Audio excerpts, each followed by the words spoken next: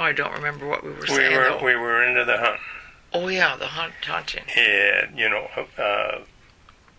I went to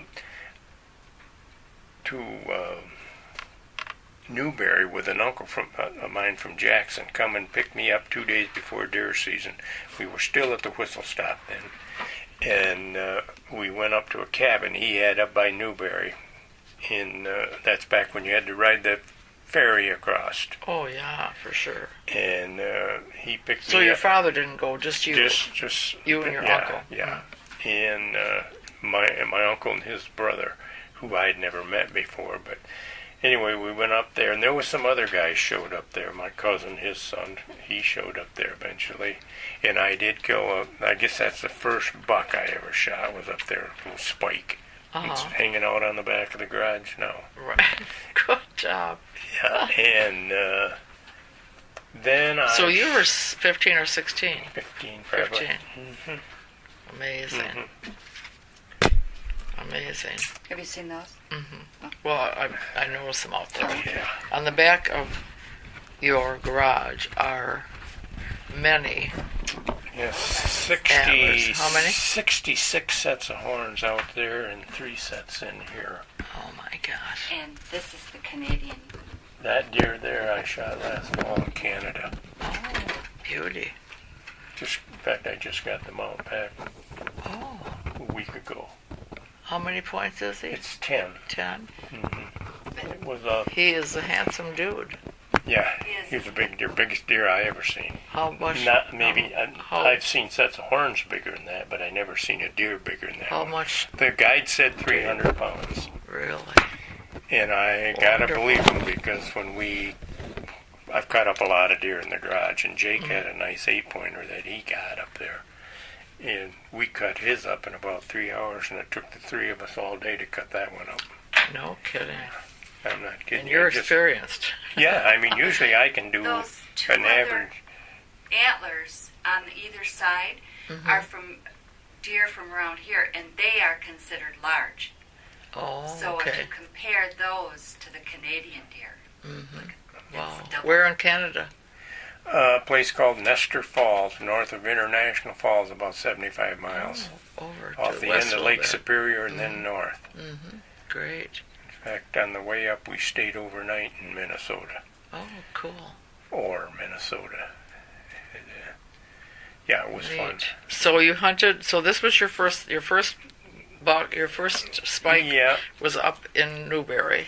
Yep. Then did you hunt every year since? How many years? I've hunted every year except the 4 years I was in the Navy. Oh my gosh. That's the only years I didn't hunt. And I got enough deer. There was years, when you could shoot 2 bucks legally in Michigan, and if you were a bow hunter especially. In those years I was successful, and that wasn't that many years ago, back in the 90s. But, I've had years when I didn't kill a deer. But not very many. Not very many, no. And did your father hunt until he died too? My dad hunted a lot. So you ate a lot of venison. We ate venison. Yeah, and back when I was a kid out at the Whistle Stop, we had the preacher at the South Branch Church. I can't even remember his name. But every once in a while we'd go to town on Sunday night to the show. That would be the only time we would lock up the store before 9 o'clock. And we would hold right off till the last minute. They had 2 shows, and then we'd lock the store up and go to town to the show, and we'd come in. He knew it. Often we would come home in the summer, and there'd be a package of venison wrapped up in a newspaper between the screen door and the back door. Oh. We knew where it came from. It come from the preacher. I bet that'd be Saturday. I guess Saturday night, because Saturday night he had a blind out back of where they lived, which is where Labine used to be set up. That was the old South Branch parsonage. Oh, I don't know. Well, where that junkyard was, before the road splits, if you're going to go to Kirtland. Yeah. Right there on the right. Oh, okay. That was house the was old the South Branch parsonage, yep. Oh, for heaven's sake. And he would go sit in a deer blind he had out back there in the woods, and he'd take his Bible and a tablet, and while he sat there waiting for a deer, he would write his sermon for Sunday. Wow. And he'd bring us a piece of venison. Not every Sunday by no means, but once or twice a month, or summer. Year round. Yeah, pretty much. They didn't pay attention to people in those days did not shoot deer much after January, I don't think. Through till, well, they used to say 4th of July, they were ready to go. And everybody, I mean, I shouldn't say everybody, but I would say most people around here shot deer year-round at one time or another, and some on a regular basis. I mean, I had kids in school that, they had venison sandwiches the whole school year. That's all, Before they had the deep freezers. That's what they did. It wasn't a big deal. You could go down from the whistle stop in those first fields where that little zoo is, and on both sides of the road there, count 400 deer in those fields. Wow. I mean, to see 30 deer in a couple hours in the morning was not a big deal on a deer hunt, but the buck-doe ratio was so lopsided, and the bucks were, you just rarely seen a big buck in those days. There was just so many deer, and that's why they had the doe season. And they thinned them out, there was no doubt about it. And then they started having, after that even, they had doe seasons off and on. And they still do. I mean, they're still doing that. So by your observation, your experience, the deer population is certainly much reduced from what it was when you first came. Yeah. Yeah, and I mean, there's been lots of factors in that, other than just the doe seasons. I mean, like bow hunting I bow hunted in those days. And, I mean, if a guy killed a deer with a bow, like in school, there were several of the guys that I played ball with and stuff in school that bow hunted. But the only guy I can ever remember that killed a deer while we were in school with a bow was Chuck Becker.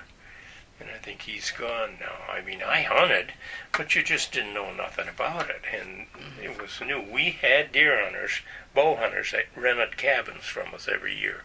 They were from Belding. There was quite a bunch of them. And there would maybe be 6 or 8 of them come and stay for a week, 10 days. And they might kill 1 or 2 deer. Really? But nowadays, that was before, of course, way before compound bows were invented. And nowadays it's a lot simpler with those things. But then I just hunted, other than, like I say, in the Navy. Did you, you talked about, it seems like I heard duck hunting mentioned. Yeah. Your father we was a duck hunter. So where did you We hunted Mud Lake between here and Prudenville. Oh. You know where the road splits before you get into Prudenville? 157 goes over to 55. So just back this way, maybe a couple of blocks. It looks like a county road, but it's pretty narrow once you get on it. It goes back into the Mud Lake flooding. I think it's Backus Creek flooding. We still have all of his decoys. Yeah, and we hunted in there for a lot of years. My brother and some of his buddies came up and spent the whole first week of duck season. In fact, that's when my dad died. He had hunted the first day of duck season. And we got in, we usually had a big steak fry or something there. They had a camp set up there. And he didn't feel good, and somebody had to get back to town, so he said, I'm going to go to town, I don't feel good. And he got home, and him and Mom wasn't feeling too good either. And he had said something to her about they were in awful shape, and they thought they probably had the flu. And maybe Mom did. But in the morning when I went to get him, he'd been dead 3 or 4 hours. Wow. When I found him. But, yeah, we hunted over there, and I hunted over there, until I got into the bow hunt. And I got into bird hunting, grouse hunting. I had labs. For a while. I trained some labs, and that were good dogs. I went to Kansas quail hunting 2 years, and I went to Nebraska quail and pheasant hunting 1 year. Wow. With Mal Legg, Pete Van Balen, and John Shervin 1 year. Mel and John Shervin and Mary Van Balen's husband Gary. I don't think they're married anymore, but he went with us, and that was a year after Pete Van Balen was killed in the plane crash. Okay. I think that was 1970. 71. So your hunting has gone beyond Michigan. Well, yeah, a little. Sure. That's great. And then as far as the fishing went, Eddie Murphy and I fished a lot together. We hunted deer a lot together, too. We didn't necessarily hunt on opening day together, but the rest of the season, then after, we might hunt 3 or 4 days. And then weekends and stuff, with my dad and Bob Murphy, and we'd go around town here, little swamps, and make deer drives for one another. And every once in a while, we'd get lucky, kill a deer. Yeah. And then Ed and I fly fished. Well, we fished bait too. We fished up by where Butman owns the property up the river, just downstream from Smoke Myers' place. Are you familiar with that? Probably not. I have a vague idea where Smoke Myers it's off the is, end of Chase Bridge Road. And Gardner Road? Yeah. Gardner You Road. know, I've been down there like once. I don't really. Yeah. There's quite a... Settlement there It now, is, isn't there? Yeah, and we used to fish up there early in the drought season, first couple 3 weeks. Like now, we'd probably still be fishing there when the water's high. And quick as it got down where we could wade it, then we'd go down on the Mason track and start fishing flies. And, You started out fishing what? night crawlers. Bait. Night crawler. Using Okay. bait, yeah. But you're fishing for trout. Yep, we were fishing for trout. And then when we'd go down below town, down off the end of Joyce Kilmer Road, and lots of different places clear down to Smith Bridge, you could drive into. And we would start out fishing wet flies before, and then there would be different bugs that came on at different times. I can't even remember the names of all of them now, right up through the caddis hatch, which nowadays they don't call it a caddis hatch, they call it a hex hatch. Well, a hex is like a mayfly, and a caddis is a different bug. And it was the same in my day, but we just called it a caddis hatch. And either How it do you was spell a caddis? Caddis, I believe. Caddis. Okay. Yeah.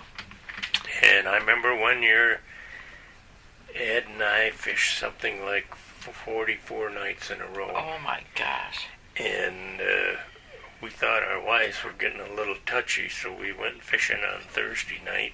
Ed asked me how I was making out, and I said, I don't know, things are getting pretty tense around there. He said, it is up to my house. He said, what do you think we take the night off tomorrow night? We'll take the girls over to Holden Lake to dinner and maybe go to the show or something. And he said, Friday or Saturday night we can jump in the creek. So we did. And we fished a lot together for a long time. I played basketball that night. I was going to say, did he graduate from high school with you? Yeah, oh yeah.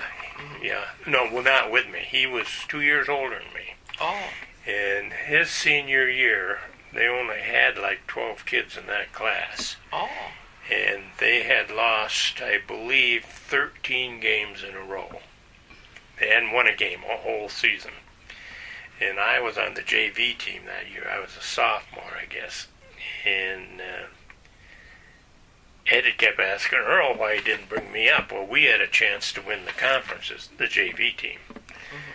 But then he brought me up for the district tournaments, and we went over. We won the first 2 games we had, and got beat in the final game. The only 2 games they won, we won in one game. If Ed was here, he could tell you. I think it was either the next to the last game or the last game. Him and I had all but 1 or 2 of the points that were scored. Oh, okay. Ed had like 15 and I had 11 or something, But we had a lot of fun. He was a good guy, and we ice fished together. My dad had even when I was in the Navy, he'd put an ice scoop out on Higgins Lake. In those days, they speared a lot. And he was driving school bus. He'd run his school bus, make his run in the morning, and he'd run out to the lake and walk out to his coop, and he'd sit there and fish until 2 o'clock in the afternoon. Right. Then he'd come to town, go down the school bus garage, play a couple hands of euchre or hearts or whatever they were playing, and then make his school bus run in the evening. And that's the way the winter went for him. He fished a lot. And of course, when I got out of the Navy, I was out there all the time. And I still do. I still fish all over the lake. I don't bring many of them home anymore. I usually give them away before I get home. We got tired of cleaning all the little ones, for one thing. Yeah. Then they make such a... So what's your favorite fishing? Smallmouth. Smallmouth bass? Mm-hmm. On the lake, then? On a lake, yeah. Or river fishing, if there are rivers that have a fair amount of smallmouth in them, too. Butch Cornett and I fish a lot together. And we go to Lake Charlevoix and some of those bigger smallmouth. So you have a pretty big boat? I got a 14-foot Boston Whaler, and Butch has got a 18-foot Lund. So we have lots of boat. And Jake likes to go, too. Okay, so you have a son, Jake. How many children do you have? Just two, Laurie and Jake. Oh, Laurie and Jake. Jake was first. And when Jake came, the house only went to that door. So we had to do something. So Frank Boersma, who was married to Ethel Boersma, did you ever know her? Ethel was a Williams, like Jean Williams. You remember that name? But Jean's older sister. And her husband Frank worked for Roy DeWitt out here, Pioneer Log, and he was a carpenter. And we had him come, and he just put that petition in, and we put a bedroom in there and one of them baby bassinets or whatever they call. And then Jake came.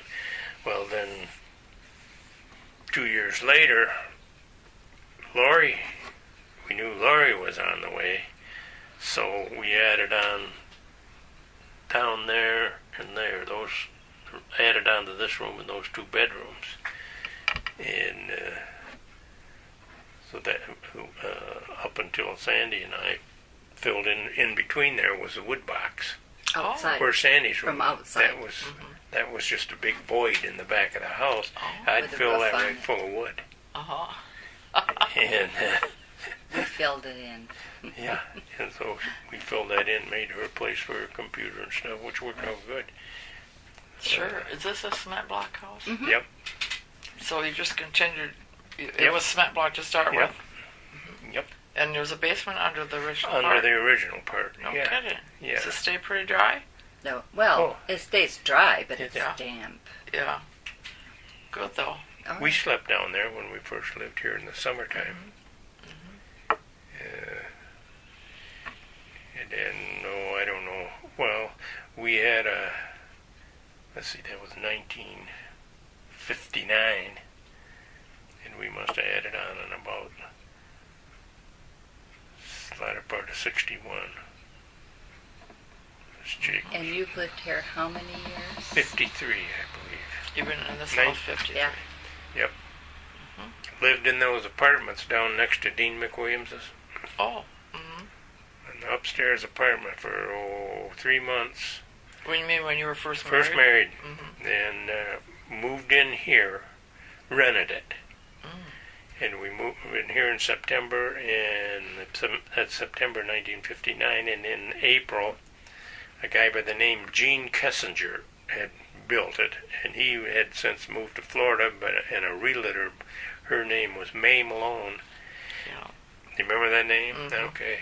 And she looked after it for him. That's who you paid the rent to. So she come and knocked on the door, and she said, Gene wants to sell it, and he's put me in charge of it, and I got it listed, and she said he'll give you an option to buy or move when it sells,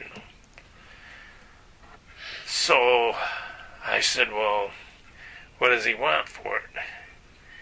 And she said $2,700, and everything that's in it stays, which was a refrigerator and an apartment-sized gas stove. So I didn't have $2,700, but I went and borrowed it from my dad on a land contract and bought it. Mm-hmm. Oh, good for you. And then we, when we added on, I borrowed another $2,000 from him, and I added that right on the land contract.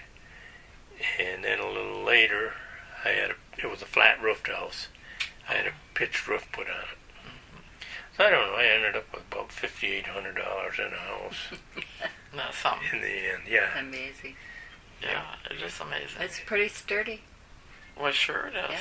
Yeah. Well, sure. And it stays cool longer in this, But it just, Sure.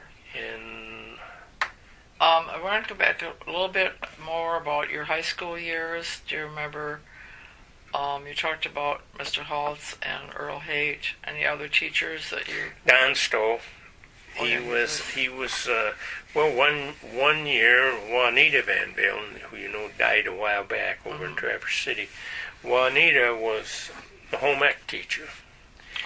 And The boys took home ec? well, we did 1 year. We made a deal with the girls in our class. They were taking home ec. We were taking shop. So we traded. Oh, my. And the girls took shop and we took home ec. Well, we excelled at home ec. Because Juanita was the perfect one to do that with a bunch of boys. Because she... So how many were in your class? I think there were about 36 of us. About all of them that are left around here, Margaret, Karen, and Oh, you're in Margaret's class? Sharon Brissette, Jim and Alice Terry were both in the class. Bob Allen, George Allen, Jim Close. Don't know that name. You don't know Jim Close? You know Edna. Oh, Close. Close. Okay. And gotcha. he came here. He was older than the rest of us. The same as Mrs. Heitzel. They lived right up here in this house next door to Pat Murphy. Kay Heitzel. She was she had boys 10 years younger than us guys. And she came back to high school. Our senior year. Oh, for gosh sake. She was probably in her mid to late 40s. Really? And she graduated with you guys? Oh, yeah, she got great grades. Yeah. For heaven's sake. I'm trying to think if there's any more kids. Well, there was one of the girls was married to a Becker from St. Helens, Beverly Schaefer. Her brother was the one that built Little Richards, Dick Schaefer. Oh, okay. And one of his sons works at the school. One of Dick's There's sons. Alan. And Alan's a car salesman, last I knew. What is the one that works at the school? And then one of the kids in my class, a girl, Eileen Barton, was married to a Steckling. I don't know if you know any of them from St. Helens. I haven't seen them in a long time. I've heard their name, but I don't know any. Yeah. I think you probably have met Beverly Wyckoff, Beverly Bovan. She belongs to the Historical Society. Okay, she was in our class. So you have your 50th this summer. Oh, we're way beyond that. Or 60th. You have your 60th this summer. Yeah. Yeah. Cool. Yeah. It goes every summer.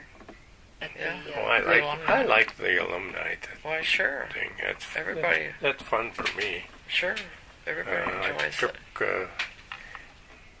2 years ago, was it? Lindsay was here. Oh, it was. Was it? She was out of school though. Yeah. Well, she's 26 now, Yes. so yeah. Yeah, this was a couple of years after she was out of high school. And her and I went. I talked her into going. Granddaughter. Jake's daughter, Jake's youngest one. She's a chiropractor up in Gaylord now. Oh, okay. How many grandchildren do you have? 9. Nine. Between the Counting two of us. my step-grandkids. Okay. But tell her about Lindsay going to the Well, alumni. I talked her into it, so she said she'd go. So her and I went down. Of course, it was fun to have her because I was introducing her to all these old guys, and we'd been there probably 45 minutes or an hour. I said, well, Linz, have you had enough of this talking to old people? She says, no, I like this talking to old people. So we stayed another 45 minutes. She had a great time. Well, good. She said, Sure. being's with me, because then she was meeting guys and gals, that was. And another kid that just come to my mind that he doesn't live here, but some of his relation does, Walton Babcock. Oh, okay. Be Donnie's brother. Oh, okay. And they live in Rose City. Oh, not too far. Not too far, no. And Walton usually makes it every year.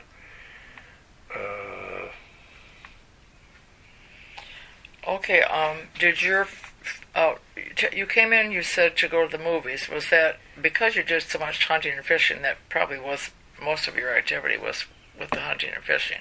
But you did entertainment was.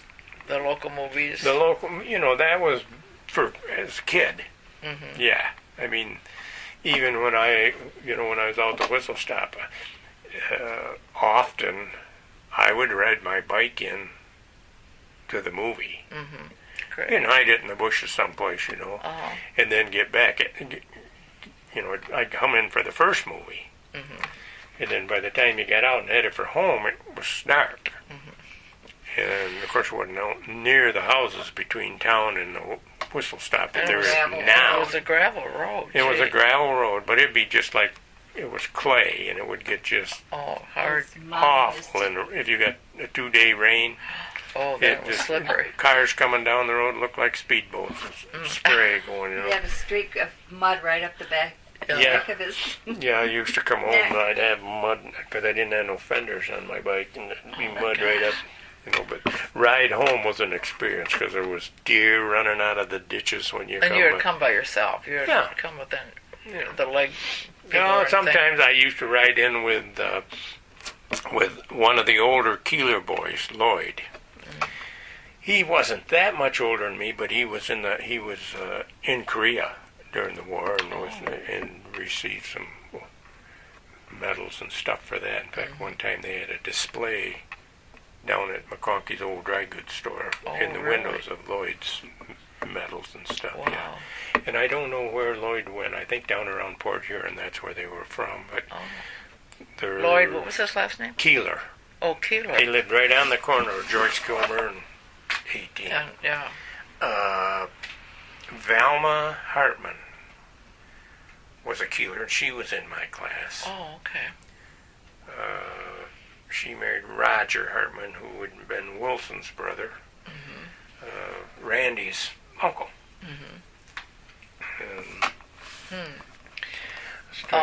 Did your family have a church affiliation? Not really. No, my mom would go to the Congregational Church, and then in later years she went over to by that across from the post office. Oh, Souls Harbor. Souls Harbor. Yeah, she went there some. She was a member of the Rebecca's. Oh, was she? Oh, yeah. Great. And my dad was a Mason. Oh, okay. And I was a Mason. I just sort of drifted away from it and never did rejoin.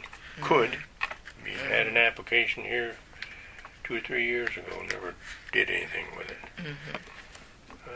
You were too busy hunting and fishing. That's right. That's about it. And that's what I done. I mean, pretty much year round there was something to fish or hunt for.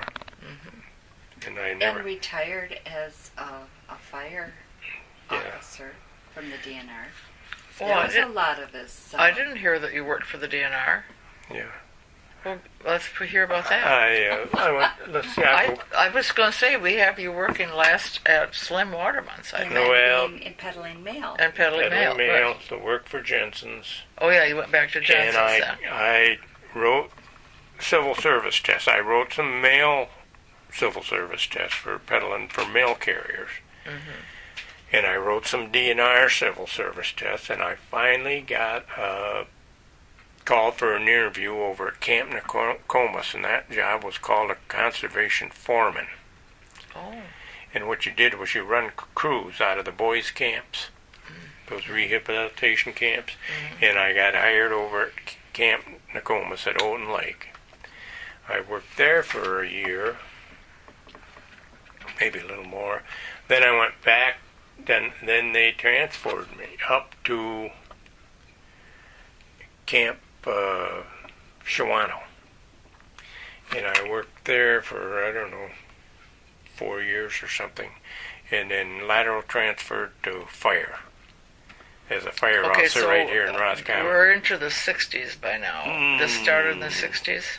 I started with the DNR, I think, in 73. Oh, okay, 73.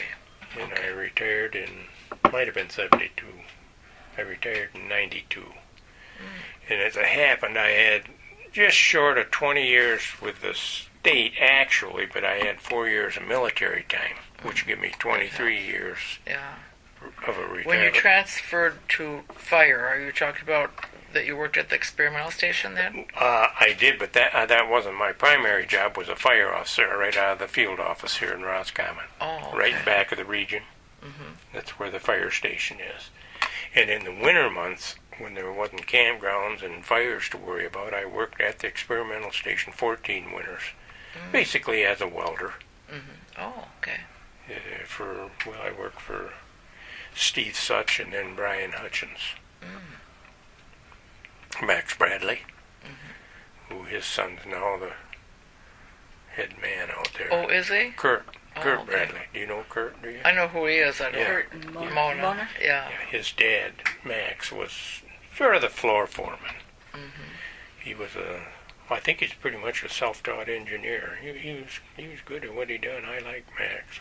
My dad and him bowled on the same team back in '49 over in Pruittville. That was the only bowling alley around here in those days. And that's been long gone since then. Were you a bowler? I bowled some. Bet you played a little euchre. Yeah, played a lot of euchre off and on. We used to play quite a lot of euchre. We used to play a lot of euchre. Yeah, I bowled the first couple of years I was out of the Navy, and it just didn't work out good. Bowling on Tuesday nights and getting up early in the morning on Wednesday to go to work wasn't a good deal. Because those old guys that I bowled with, they never left out there until 2:30. Oh. And I had to get up and stand on my feet all day, and that just didn't work for me. So I give up on the bowling. Were you ever involved with local? I guess you'd call it politics, with the village. I never got involved in village politics other than the fire department. Oh, okay. I was on the fire department 2 different times, and I finally give that up when I went to work for fire for the DNR in the spring.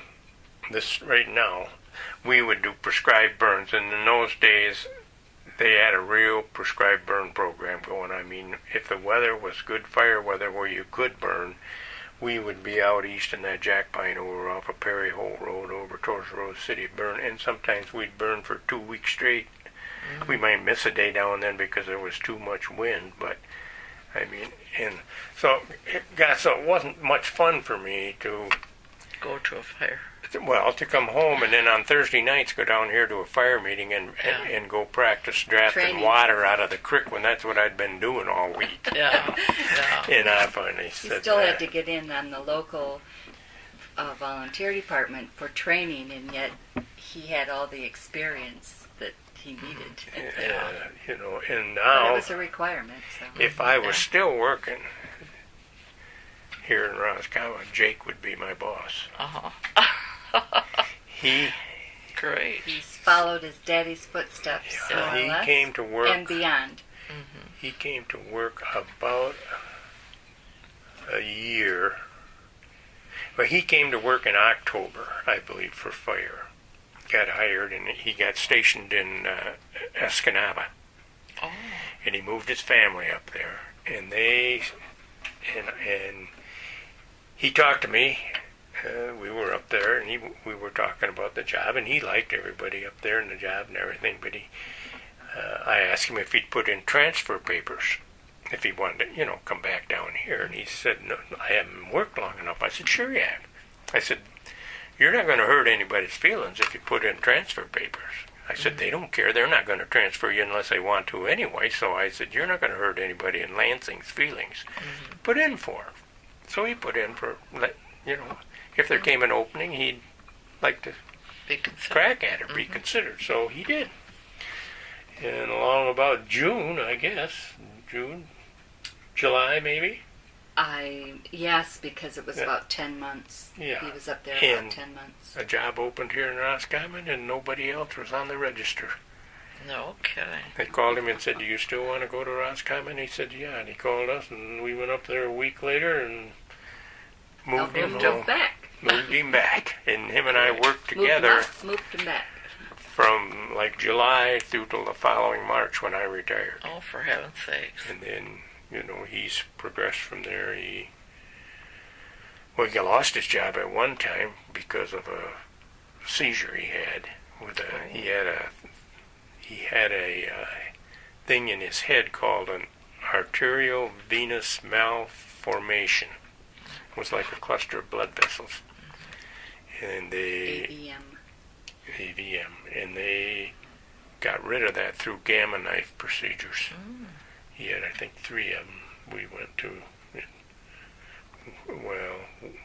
first one he had was in Detroit at, what's the name of that hospital? Harper. And then he had 2 at Providence, is it?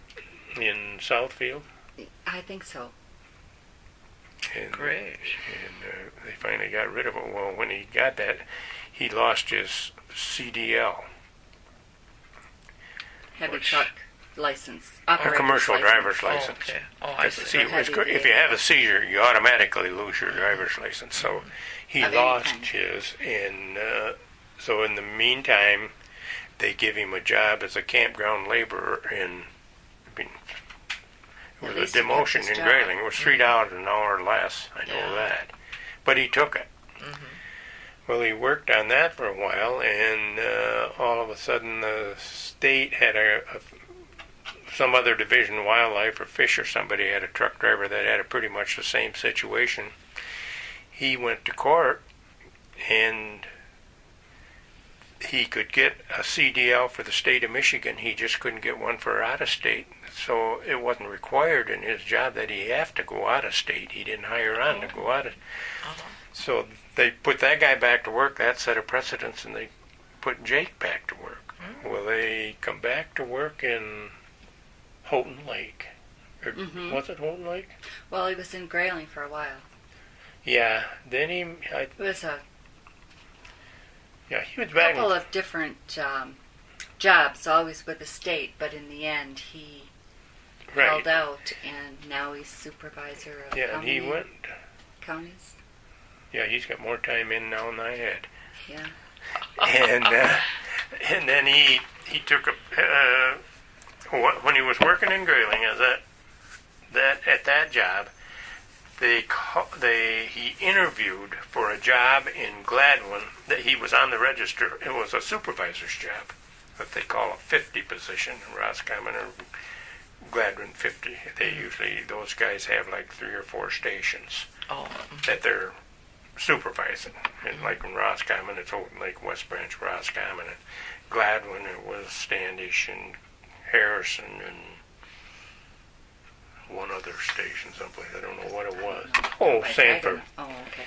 And so he'd put in for that. Well, when they decided to bring him back, he interviewed. He interviewed for that job. They give it to a guy from the UP that his wife, they were from down northern Lower Peninsula, someplace, and she wanted to get closer to her family. So he was given that. He was lateral transferring from God knows where up there down to Gladwin. Well, they got down there, and she didn't like it any better. His job wasn't filled, and he went back to Gladwin. When they interviewed, Jake was their second choice. They called Jake, and in the meantime, he'd transferred to Roscommon, I think, as a fire officer at Houghton Lake. And so he took the job and went to Gladwin as a supervisor and stayed there Couple of years. 3 years, and Sort of a complicated. yeah, and this job in Roscommon, the same position, just a lateral transfer, but he didn't have to drive 90 miles a day. And Oh, great. and he was on the register, and he interviewed against some other guys, but they give it to him, and he come right back to Great. Roscommon, where he's Back in Roscommon. Yeah. and he's been here ever since. It was a good thing for him, and Why, sure. he's been real active in the Garish Township Fire Department. And I got my granddaughter, that's a chiropractor. She was a key man for the DNR, and she was on some big fires. And Jake likes to hunt and fish, maybe not to the degree I do. No. Because like He might like to, but he's too busy I working. Well, and you actually, that really has been your life activity. I mean I You can I see. want to, yeah. Yes, you can see it. Ask a little bit about the Tourist Association brochures that we have. There's a picture of you in the river. How did that come about? For to make that map, and I don't know what else, they had the Treat twins, I think, are in that. Barb and Patty Treat and Beverly Wyckoff. I don't know if there's any more girls or not, but some photographer that was from I suppose a printing outfit come up here to get pictures for different things, and that was one of the pictures. I think it's the Northeast Tourist Association. I think you're right. And the picture was on the front of the county map for several years. And they came to the school to get some girls to go do this. That's what they wanted. They wanted it the area. You know, trout fishing was a big thing in those days. It's not anymore, but it was in those days. It was damn near as big as deer season, really. And so they got these girls, and then they said, well, we need some guy. Well, they said, you know, I had that reputation. I guess this guy got all the fishing equipment. That's all he does with it. He's not playing ball of some kind. So they come and ask me if I would. So I run home, got my waders and a wool shirt and a fly rod. And we there you went are. up. We went up Robinson Creek and took pictures. Oh, is that where it was? In It was Robinson up there Creek? by the And highway. what, you were junior in high Probably school then or junior. something? Yeah. Yeah. That's pretty cool. Yeah, that was. And I haven't seen Barb Treat in years and years, but Patty is married to a guy from Roscommon. Her dad was a DNR guy. They lived right next to Billy Cornelius, Oh. right on the corner. Oh, okay. His name was Harold Treat, Okay. and he was a supervisor of some kind. Maybe he was the regional supervisor. I don't know. Might have been just regional fire. I don't know. But Patty and Barb were a couple years older than me, and the Patty married Bill Meade, Oh. who would have been related to Larry Meade and Carlton Meade and that part of the Meade family. Yeah. Doug Meade. I've met them. Yeah, and they lived in Gladwin. Bill was a fire officer. Yeah. I knew they lived in Gladwin. Mm-hmm. Well, do you think we covered pretty much the Figley Yeah, heritage here? they're still.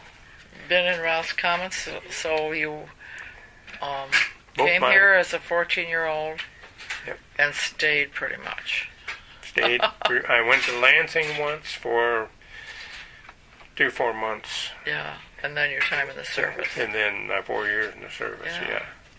Well, He probably knows So- the woods better than anybody else around right now. yeah. Yeah, I don't know about Right that, in- but I spend a lot of time. I still do. Proximity. Do you know when you're out in the woods, do you pay attention, or would you be able to say where some of the old logging camps were? Well, I've been to some of them. Are they real Well, evident when you were there? I went into one.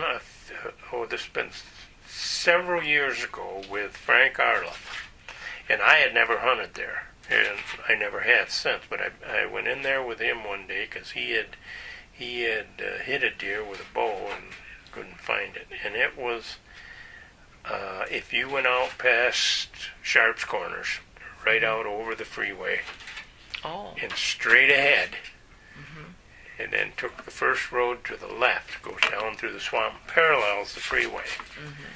Then we parked there and then went west some more. It's all swamp, and we got back in there, and there were some knolls in there, and we did run onto an old pot-bellied stove. No So kidding. we knew that had been a camp.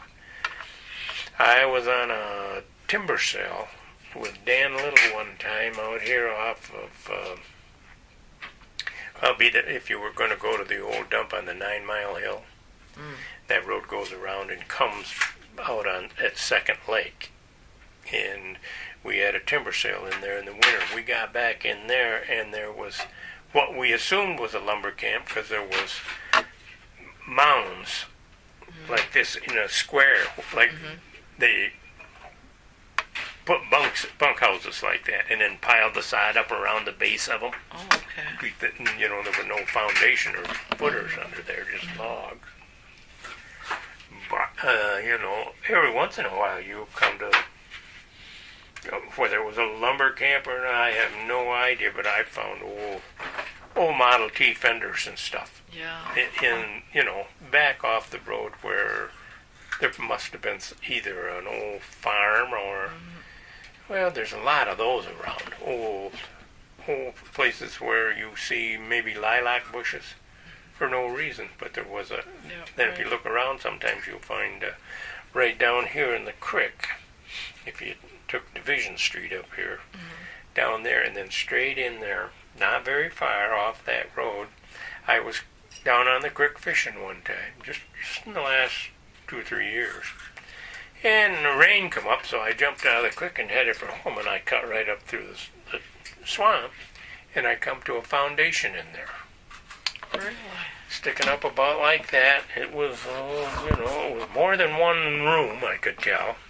And I thought, right in the tag alders, right down on the tag alders and marsh grass.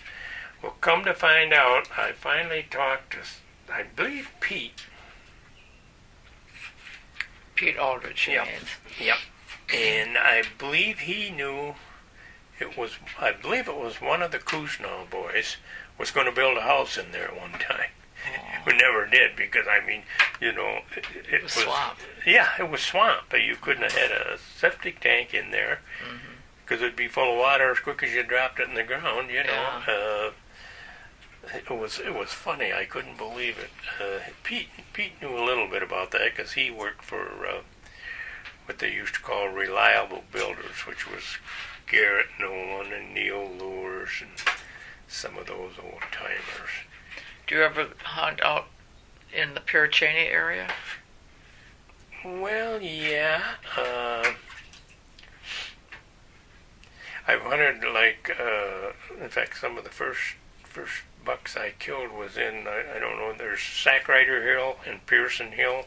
Have you ever heard of those? Well, they're down the railroad tracks. Like if you went down Steel Road. Well, you know where Andy Sherwin lives.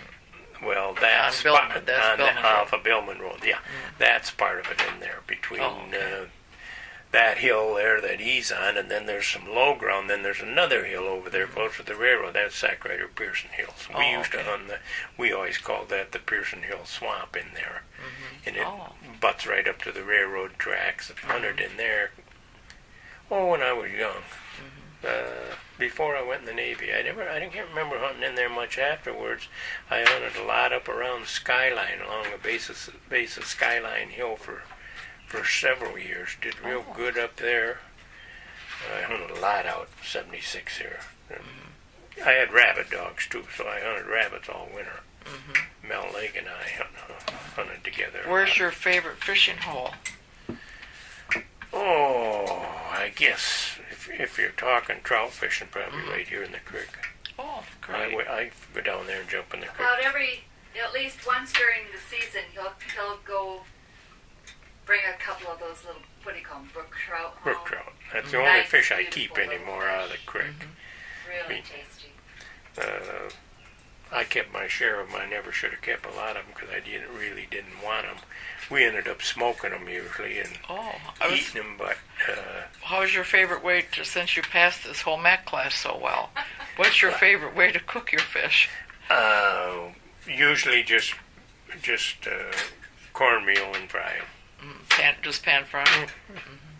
And what I usually do is I don't, I fish the creek, but I don't use bait anymore because you hook them too deep and you kill about half of them. You can't release them. Oh. So I use,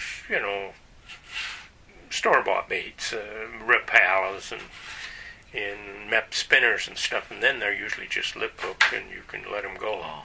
But usually in the spring, I haven't this year yet, but I might yet. I go up the creek a ways and fish brook trout with worms. And I try to catch 3. That gives us a hole and a piece and a half. You get a brook That's a trout. nice meal.